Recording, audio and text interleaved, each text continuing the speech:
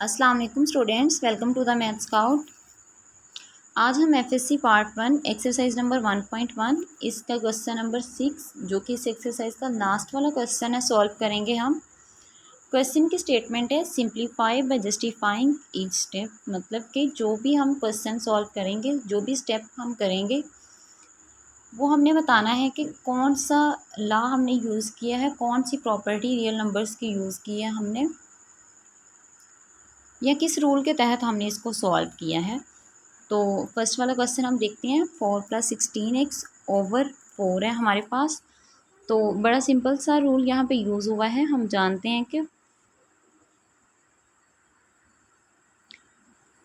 4+16x over 4 लिखा हुआ है हमारे पास। तो ये हम इसको सेपरेट कर लेंगे। 4+16x 1/4। अब अगर हम इसको देखें तो दो नंबर्स जो हैं वो आपस में प्लस हो रहे हैं और तीसरा नंबर मल्टीप्लाई हो रहा है। तो कौन सी प्रॉपर्टी यूज़ हो रही है यहाँ पे? कुछ इस तरह की प्रॉपर्टी हमने पढ़ी हुई है, a+b c। तो ये यहाँ से हमारे पास आता है इसका ac+bc। ये हमारे पास डिस्ट्रीब्यूटिव प्रॉपर्टी होती है ये वाली। तो ये डिस्ट्रीब्यूटिव प्रॉपर्टी अगर हम यहाँ पे देखें, यहाँ पे दो नंबर्स ऐड हो रहे हैं, तीसरा साथ मल्टीप्लाई हो रहा है। तो कौन सी प्रॉपर्टी नेक्स्ट हम यूज़ करेंगे? Distributive property. तो हमने उसका नाम लिख दिया यहाँ पे। 1/4 के साथ हमने मल्टीप्लाई कर लिया है दोनों नंबर्स को। अब अगर हम देखें थर्ड स्टेप में 16x को हम 4x मल्टीप्लाई 4 लिख सकते हैं, वो हमने लिख दिया। और 1/4 को इसी तरह लिख दिया। इस स्टेप को वैसे ही हमने लिख दिया है।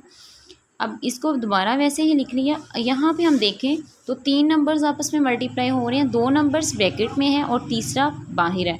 तो इसका मतलब क्या है कि ये associative law with respect to multiplication use हो रहा है। तो एसोसिएटिव लॉ हमारे पास क्या होता है?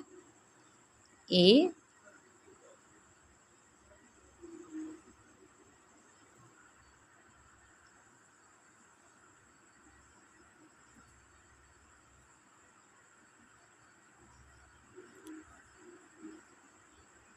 B C is equal to A B and C. तो ये हमारे पास एसोसिएटिव लॉ होता है। हमने इन पे एसोसिएटिव लॉ यहाँ पे यूज़ किया है। तो यहाँ पे पहले नंबर को हमने बाहर लिख लिया, बाकी दो नंबर्स को हमने ब्रैकेट में लिख लिया। तो ये कुछ इस तरह की हमारे पास फॉर्म बन गई है। अगर हम इसको देखें तो ये क्या है? हमारे पास मल्टीप्लिकेटिव इन्वर्स की फॉर्म है ना हमारे पास। मैंने आपको बताया हुआ है कि मल्टीप्लिकेटिव इन्वर्स क्या होता है। एक नंबर कोई भी एलिमेंट ए है, उसका मल्टीप्लिकेटिव इन्वर्स 1/a होगा। और ये हमारे पास 1 के इक्वल होता है। जब ए के साथ कैंसिल हो जाएगा तो आंस हमारे पास 1 आ जाएगा। तो यहाँ पे हमने 1 लिख दिया, यहाँ पे 4x वैसे ही और इसकी जगह पे 1 लिख दिया। तो यहाँ पे हमने लिख दिया बाय यूजिंग मल्टीप्लिकेटिव इन्वर्स। अब अगर हम देखें 1 तो वैसे ही आ गया है।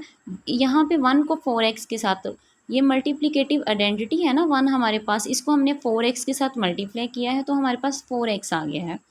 तो यहाँ पे हमने लिख दिया मल्टीप्लिकेटिव आइडेंटिटी। अब हम क्वेश्चन नंबर 2 सॉल्व करते हैं।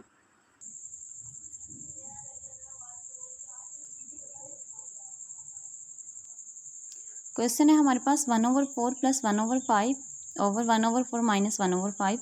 तो सबसे पहले हम मल्टीप्लिकेटिव आइडेंटिटी 1 के साथ मल्टीप्लाई कर देंगे चारों को। 1/4 को भी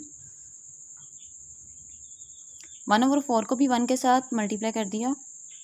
1/5 को भी 1/4 नीचे भी है हमारे पास, सिर्फ साइन का चेंज है, बाकी तो सेम ही है।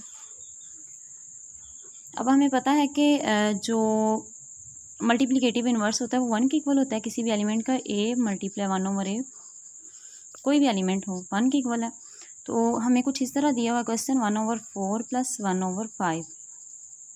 अगर तो सिंपल क्वेश्चन होता तो हम एलसीएम ले लेते। अब हम क्या करेंगे, इस 5 को और इसका इन्वर्स जो है, जो यहाँ पे 1 मल्टीप्लाई हो रहा है उसकी जगह पे लिख देंगे। और ये 4 और इसका इन्वर्स जो है वो यहाँ पे लिख देंगे। तो सेम इसी तरह किया। 1/4 के साथ हमने ये लिख दिया और 1/5 के साथ 4 का लिख दिया। 4 और इसका मल्टीप्लिकेटिव इन्वर्स। अब नीचे हमारे पास 1/4 है, सेम हमने 5 और इसका मल्टीप्लिकेटिव इन्वर्स लिख दिया, यहाँ पे भी 4 और उसका मल्टीप्लिकेटिव इन्वर्स लिख दिया हमने। अब अगर हम देखें नोमिनेटर को नोमिनेटर के साथ मल्टीप्लाई कर रहे हैं हम और डिनोमिनेटर को डिनोमिनेटर के साथ। तो नोमिनेटर हमारे पास, मैं आपको बता दूँ, जो फ्रैक्शन में हमारे पास एलिमेंट हो तो ऊपर वाला एलिमेंट नोमिनेटर होता है और नीचे वाला एलिमेंट डिनोमिनेटर होता है हमारे पास। तो 1 को हमने 5 के साथ मल्टीप्लाई किया, 5 आ गया हमारे पास, और 4 5 डिनोमिनेटर में 20 आ गया।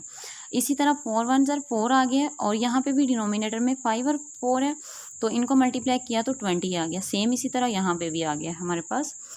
तो यहाँ पे हम देख सकते हैं कि 20 जो है वो डिनोमिनेटर में सेम है, तो हम कॉमन ले लेते हैं ऊपर भी और नीचे भी। तो ये 1/20 हमने कॉमन ले लिया, 5 + 4 हमारे पास रह जाएगा, नीचे भी 5 - 4 आ जाएगा, और 120 कॉमन ले लिया। अब हम देख रहे हैं कि 120 ऊपर भी है और नीचे भी है, तो ये तो कैंसिल हो गया। तो हमारे पास 5 + 4 9 होता है, और 5 - 4 1 होता है, तो आंसर जो है वो हमारे पास 9 आ गया। अब हम क्वेश्चन नंबर 3 देखते हैं। क्वेश्चन नंबर जो 3 है हमारे पास, ये सेम क्वेश्चन नंबर 2 की तरह का है। वहाँ पे नंबर्स थे, यहाँ पे ये ए बी है, C/D है, तो सेम उसी तरह हम पहले मल्टीप्लिकेटिव आइडेंटिटी के साथ मल्टीप्लाई कर रहे हैं। तो मल्टीप्लिकेटिव आइडेंटिटी 1 के साथ मल्टीप्लाई किया है, यहाँ पे भी हमारे पास A/B + C/D है। तो इस D और इसका मल्टीप्लिकेटिव इन्वर्स हम यहाँ पे भी यहाँ पे रख देंगे, और इस B को और इसका मल्टीप्लिकेटिव इन्वर्स यहाँ पे रख देंगे, और नीचे सेम ऐसे ही करेंगे डिनोमिनेटर में भी। तो ये हमने 1 की जगह पे मल्टीप्लिकेटिव आइडेंटिटी की जगह पे रख दिया। तो ये हमने कौन सा ला यूज़ करते हुए किया, मल्टीप्लिकेटिव इन्वर्स का ला यूज़ किया हमने। अब हम देख रहे हैं कि नोमिनेटर को नोमिनेटर के साथ मल्टीप्लाई किया तो AD आ गया, डिनोमिनेटर में B और D है हमारे पास, इसको मल्टीप्लाई किया तो हमारे पास B और D आ गया।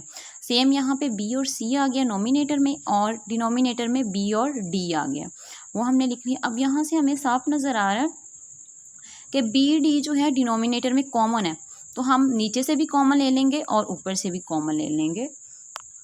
तो यहाँ पे हमने जो BD है डिनोमिनेटर में वो कॉमन ले लिया है, ये कॉमन आ गया हमारे पास।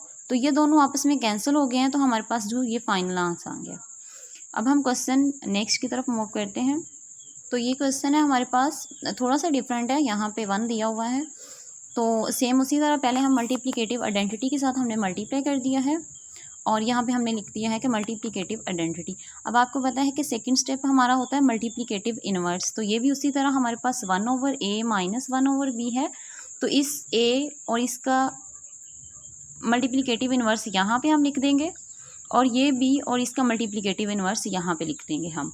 तो ये मैंने लिख लिया, सेम इसी तरह यहाँ पे भी लिख दिया। अब नीचे अगर हम देखें तो कुछ इस तरह की फॉर्म हमारे पास बनी हुई है।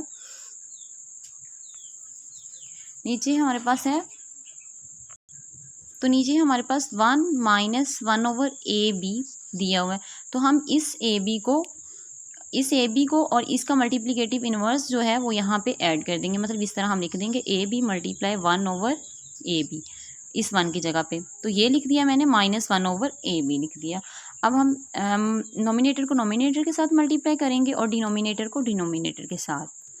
तो यहाँ पे हमने नोमिनेटर को नोमिनेटर के साथ किया तो ऊपर B आ गया और नीचे AB, यहाँ पे भी A और यहाँ AB आ गया, यहाँ AB/AB आ गया, यहाँ पे 1/AB आ गया। अब अगर हम देखें ऊपर भी 1/AB कॉमन आ रहा है, कॉमन ले लिया हमने, और नीचे भी 1/AB कॉमन आ रहा है, ये दोनों आपस में कैंसिल हो गए, तो हमारे पास जो फाइनल आंसर है वो आ गया B - A/AB - 1।